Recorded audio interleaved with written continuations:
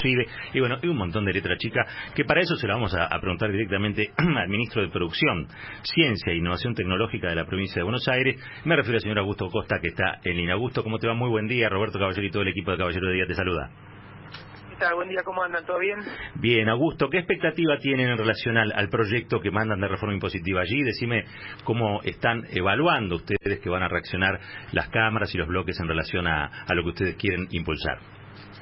Bueno, en realidad este proyecto en realidad de actualización impositiva o ley impositiva se discute todos los años en la legislatura. Es decir, no es una novedad que asumió el gobierno de Axel Kicillof y propone ante la legislatura una actualización de los impuestos. Se hace todos los años. Y todos los años se discute, cada sector plantea las cuestiones que considera necesarias respecto al proyecto, y en este caso nosotros estamos muy tranquilos porque creemos que desde el punto de vista técnico es un proyecto muy riguroso, y de hecho nuestros equipos y el Ministerio de Finanzas y ARBA, que son los responsables primarios de la discusión técnica, están en contacto con referentes de la oposición, y entonces entendemos que en el marco de una discusión lógica de la legislatura, este proyecto debería tener un resultado favorable. En primer lugar porque de lo que se trata, a diferencia de lo que se está tratando de destacar, es de garantizar los recursos que necesita la provincia para hacer frente a la emergencia económica, social, productiva y tarifaria que hay en Buenos Aires, ¿no? Porque la legislatura ya aprobó esta declaración de emergencia, y eso implica una serie de responsabilidades por parte del Ejecutivo de atender las prioridades, las urgencias y las necesidades de amplios sectores de la población de la provincia de Buenos Aires, y la contracara de esto es la necesidad de obtener recursos, y de hecho de lo que se trata es de mantener el poder adquisitivo o la capacidad recaudatoria en términos reales respecto al año pasado, porque en promedio vamos a estar por niveles iguales o abajo de la inflación, y además se le está dando a la recaudación un carácter mucho más progresivo, porque los sectores de menores ingresos van a pagar menos de lo que subió la inflación, y los sectores de mayores ingresos van a pagar razonablemente más. Así que es un proyecto que para nosotros es muy razonable y esperamos que se pueda aprobar en la legislatura. A ver, ahí sobre el inmobiliario urbano, que habitualmente todo el mundo le dice el ARBA, ¿no? El impuesto de ARBA. ¿Cómo son los porcentuales? ¿Quiénes son los que pagan más? ¿Quiénes son los que pagan menos? ¿Y por qué? Bueno, las propiedades que tienen menor valuación fiscal, es decir, para aplicar el impuesto se toma lo que se denomina técnicamente evaluación fiscal, que muchas veces está muy por debajo de lo que es el valor mercado de las propiedades, ¿no? Es decir, puede estar en un tercio de lo que es el valor de las propiedades. Para ciertas propiedades pequeñas y de bajo valor fiscal, directamente no se paga impuesto inmobiliario. Y después, para las propiedades más económicas, es decir, las de menor valuación fiscal, lo que se hace es aplicar un aumento que arranca en el 15% y después sigue en el 35%, es decir, son valores que a todas luces están por debajo de lo que fue la suba de la inflación, y eso es para la gran mayoría de los contribuyentes, que van a pagar en principio el 86% de las propiedades para el impuesto urbano o el ARBA, como lo denominaban, va a pagar un aumento menor a 3.500 pesos durante todo el año, y se va a pagar en 5 cuotas. Y como decía antes, para las propiedades de menor valor, un 15% de aumento, que además se puede pagar en 5 cuotas, con lo cual, salvo algunos propietarios que son los de valuación fiscal mayor, es decir, los que tienen las propiedades más caras, que ahí sí hay aumentos de hasta el 75%, pero son una pequeña cantidad de contribuyentes. Para el resto va a subir mucho menos que la inflación la actualización del impuesto. Y hay mucha discusión, está así planteado desde la prensa tradicional, el inmobiliario rural, que siempre fue un impuesto que estaba como subrepresentado en lo que era la recaudación. En este caso cambia, y cambia bastante. Bueno, pero con la misma lógica, Roberto, de dotar al impuesto de una mayor progresividad, porque lo que se hizo fue segmentar según el valor también de la tierra y aplicar mayores aumentos a las propiedades de mayor valuación fiscal, es decir, a las extensiones más grandes de tierra. Y para que te des una idea, porque se habla, y vos lo habrás visto en los principales medios, de aumentos del 75% también en este impuesto. Ese impuesto solo va a aumentar 75% para las propiedades de más de 2.000 hectáreas, que son solamente el 7% de las propiedades o de las partidas que hay en la provincia de Buenos Aires. Entonces, para el 93% de las propiedades rurales no va a aplicar el aumento del 75%, y de hecho también vamos a arrancar por valores de aumento del 15%, que es muy por debajo de la inflación, y también hay exenciones para las propiedades de hasta 50 hectáreas que se destinan a la producción agropecuaria y hasta de 100 hectáreas para la producción tambera, es decir, para los tambos que están pasando por una situación muy complicada. Se exime el pago del impuesto, y también para las pequeñas explotaciones agropecuarias.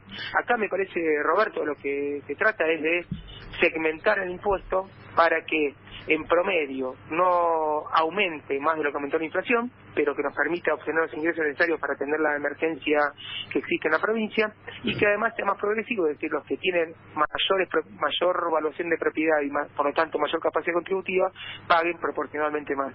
Es algo lógico y que en cualquier lugar del mundo parece razonable, pero acá se está tratando de generar indignación en un proyecto de ley que realmente es acorde a la necesidad que tiene la provincia hoy en día. ¿Y qué pasa con, por ejemplo, no sé, los automotores, ingresos brutos? ¿También hay incrementos? En automotores, en el mes de octubre ya se envió lo que son las actualizaciones, porque en general para poder emitirse las nuevas alícuotas y los nuevos impuestos se hace antes, y eso se hizo en el mes de octubre, sí lo hizo el gobierno de Vidal.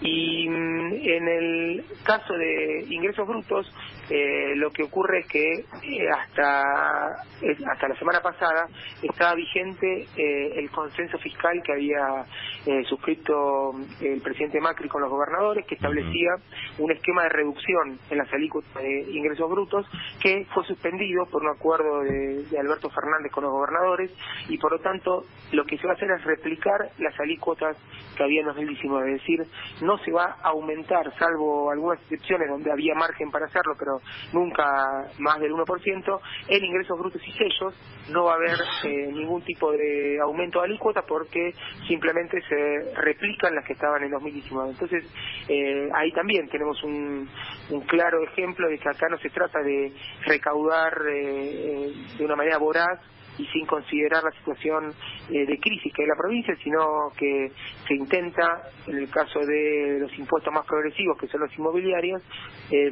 aumentar el volumen de recaudación en los sectores de mayores ingresos y no perjudicar a los sectores de menores ingresos, pero al mismo tiempo sostener la recaudación de la provincia para hacer frente a la emergencia. Eso es todo el espíritu de este proyecto que se ha discutido en la legislatura hoy.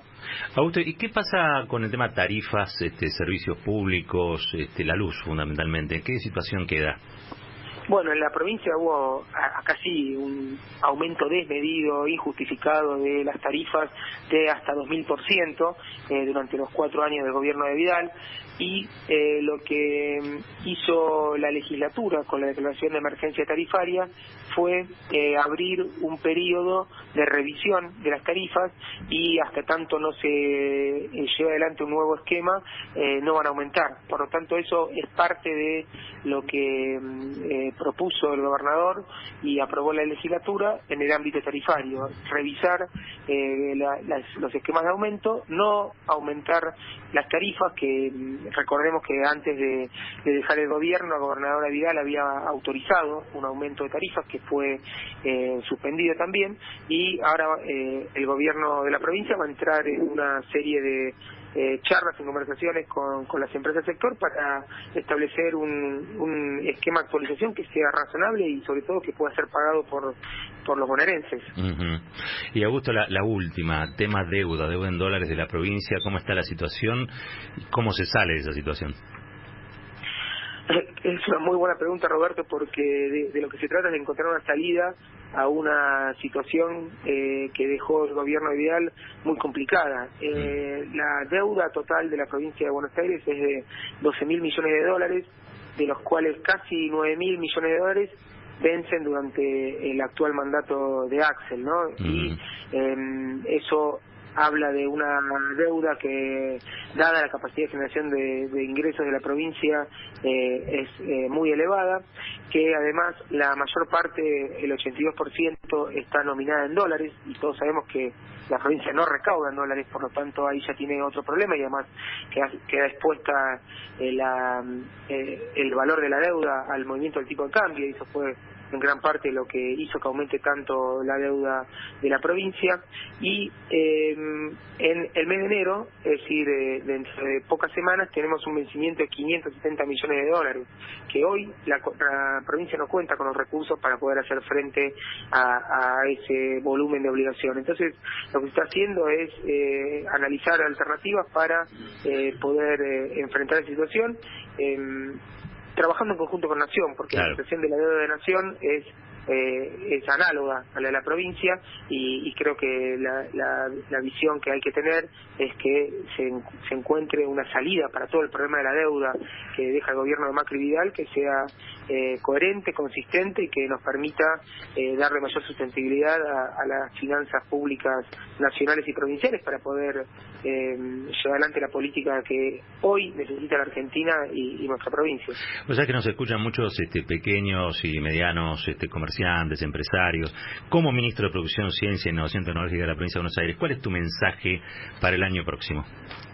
Que va a ser un año complicado, lamentablemente, porque venimos de una situación de fuerte deterioro, pero que a partir del 10 de diciembre hay un gobierno, hay un Estado que está presente y que está trabajando día a día y va a trabajar con todos los sectores de la producción para encontrar cuáles son las herramientas que necesitan para revertir este proceso de caída de la actividad, de cierre de empresas, de aumento del desempleo producto de la menor producción, y ya estamos trabajando desde el primer día, y de hecho se sancionó una declaración de emergencia productiva que nos permite empezar a establecer lineamientos de acá en adelante con mayores herramientas, y uno de los aspectos que establece la ley es la posibilidad de regularizar las deudas impositivas que haya con ARBA, porque obviamente cuando una empresa entra en situación de crisis, de pérdida de rentabilidad y de pérdida de ventas, empieza a tener problemas para hacer frente a sus obligaciones tributarias, y nosotros reconocemos la situación y va a haber un plan de regularización, y también vamos a llevar adelante distintos programas para atender las situaciones de urgencia. Así que en los próximos días vamos a empezar a trabajar y a anunciar cuáles son estos programas para que todos los productores y todas las pequeñas empresas que están en una situación de dificultad puedan empezar a ver el futuro con otros ojos. Augusto, gracias por esta charla en la mañana de la 990. Muchas gracias, Roberto, y hablamos prontito. Un abrazo. Abrazo grande. Era Augusto Costa, el ministro de Producción, Ciencia e Innovación Tecnológica de la provincia de Buenos Aires, una de las personas fundamentales del equipo del gobernador Axel Kicillof. Actualización impositiva, este es el proyecto que han enviado allí al Parlamento Provincial, se deberá discutir, insiste allí, esto es progresivo, son impuestos donde más paga el que más tiene y menos paga el que menos tiene. Y lo que él decía, hay gente que busca generar indignación, aclaraba muy bien en relación a el 75% que van a tener que pagar el 7% de los campos, me estoy refiriendo por supuesto al impuesto a la tierra, que generalmente, y eso lo definíamos, estaba muy subrepresentado en la recaudación. Bueno, en este caso, allí el 93% va a estar eximido de lo que es la alícuota mayor, que es el 75%. Y otras cosas, ¿no? Hablamos sobre el tema de la deuda. La provincia está quebrada. María Eugenia Vidal en estos 4 años la endeudó en 12.000 millones de dólares. 12.000 9.000 millones de dólares, de los cuales 9.000 millones vencen durante el mandato de Axel Kicillof, deuda en dólares. Allí, por supuesto, hay charlas entre el equipo de la provincia y de la nación para ver de qué modo se resuelve este tema, que no es un tema menor. Es toda la